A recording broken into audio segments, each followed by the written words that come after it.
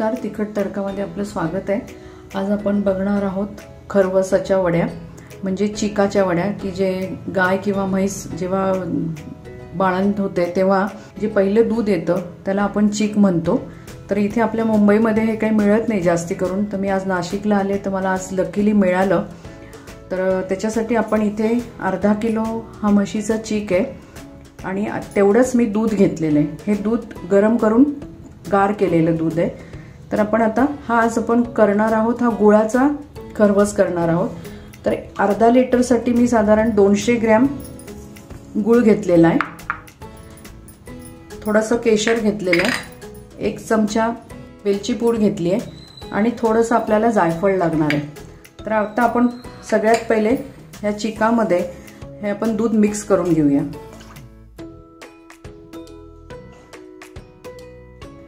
जेवढं चीक असेल आणि तेवढंच जर दूध टाकलं ना आपण तर खरवस खूप छान होतो। त्यामध्ये आपण आता हा घालूया गूळ। हा गूळ आपल्याला थोडासा एकदम बारीक नाहीये, त्याच्यामुळे हा पूर्णपणे विरघळून घ्यायचा आहे।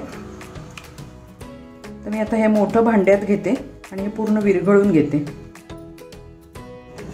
हे याच्यामध्ये गूळ घातलेला आहे। आता आपण हा बघा गूळ आपण पूर्णपणे आपल्याला विरघळून घ्यायचा आहे। थोडा वेळ लागेल कारण एकदम बारीक भुगा नव्हता गुळाचा। तर आपण हे पूर्णपणे विरघळून घेऊया, मग पुढची कृती बघूया।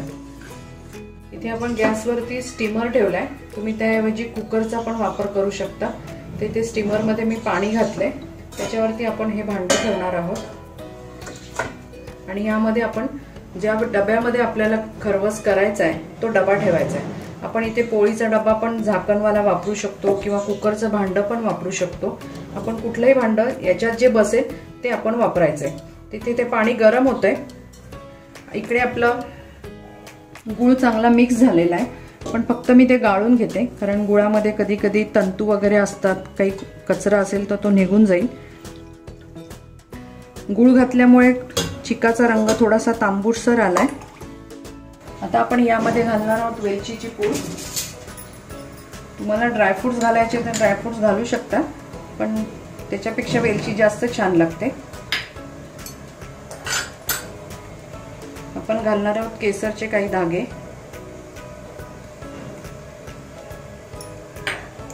इथे आपण जायफळ किसून घेतोय। जायफळाने खूप छान सुगंध येतो, त्यामुळे ते घातलं तर जास्त छान चव छान येते। थोडंसंच घालायचंय। आपण हे चांगलं मिक्स करून घेऊया। इकडे आपलं पाणी पण छान उकळलंय गॅसवरती, तर आपण हे भांडं त्यामध्ये ठेवून देऊ।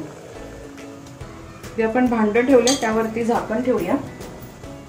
साधारण 15 ते 20 मिनिटं आपण याला वाफ काढून घेऊ। इथे मी 1 लिटर चीक घेतला होता, त्याच्यातला मी अर्धा गुळाचा बनवलाय, अर्धा लिटरचा, आणि अर्धा लिटर आपण आता साखरेचा बनवूया। तर इथे मी अर्धा लिटर हा चीकला अर्धा लिटरच दूध घेतलेले, हे पण रूम टेम्परेचरचे आहे। आता आपण हे दोन्ही मिक्स करून घेऊ। 200 ग्रॅम साखर घेतली आहे, की तुम्ही तुम्हाला आवडेल त्याप्रमाणे कमी जास्ती करू शकता, गोड कसं आवडेल त्याप्रमाणे। थोडी काढूनच ठेवली आहे। आता आपण ही चांगली मिक्स करून घेऊ।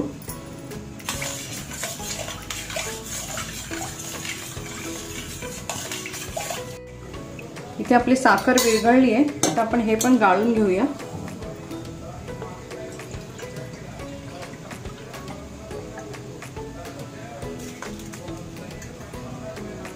आता आपण हा साखरेचा कुकर मध्ये ठेवणार आहोत। कुकर मध्ये मी पाणी घातलेलं आहे, आपली ती नेहमीची ताटली ठेवली आहे, फक्त आपल्याला शिट्टी नाही लावायची आहे। तर आता आपण हे दूध गाळून घेतलंय, त्याच्यामध्ये घालूया वेलची पूड, केशर,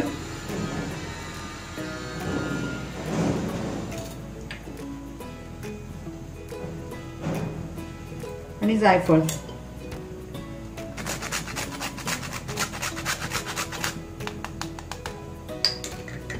आपण हे मिक्स करून घेऊया। इथे मी थोडी पिस्त्यांची पूड घालतेय, हे ऑप्शनल आहे, तुम्हाला आवडत असेल तर घाला।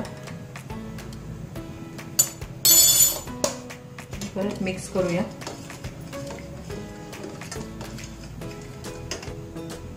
आणि आपण आता हा कुकर मध्ये स्टीम करायला ठेवूया, उकळायला।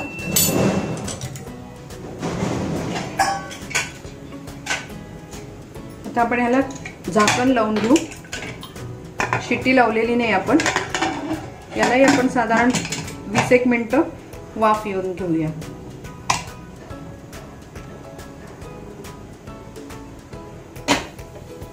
तोपर्यंत आपला गुळाचा जो खरवस आहे तो तयार झाला असेल. आता आपण तो बघून घेऊ. इथे आपला गुळाचा खरवस तयार झालाय. आता खूप गरम आहे. त्याला आपल्याला शिजलाय की नाही बघण्यासाठी आपण हा कुठली पण एक पोट किंवा असं आतमध्ये घालून बघूया. व्यवस्थित झालाय. अजून गरम आहे. पूर्ण गार झाल्यावर आपण त्याच्या वड्या पाडून घेऊया. तर हे काढून घेते.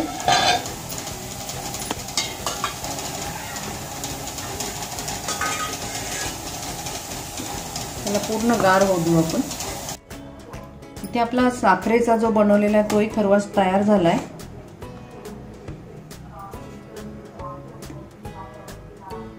दूध काही लागलं नाही म्हणजे झालाय तो तयार. पण अजून थोडा पातळ आहे. गार पूर्ण झालं की आपण त्याच्या पण वड्या पाडून घेऊ. आणि मग दोन्ही वड्या मी तुम्हाला दाखवते, गुळाच्या आणि साखरेच्या. हा आपला गुळाचा आहे आणि हा साखरेचा आहे. तर आपण नंतर आता वड्या पाडून घेऊ पूर्णपणे गार झाल्यावर. इथे आपला हा साखरेचा आणि हा गुळाचा दोन्ही खरवस बनवून तयार झालेत. मी फ्रीजमध्ये ठेवलं होतं, गार पण झालेले. तर आपण असं घालून बघितलं तर पूर्ण निघतोय, म्हणजे काहीच लागत नाही, म्हणजे व्यवस्थित वड्या पडतील. तर आपण हे काढून घेऊया.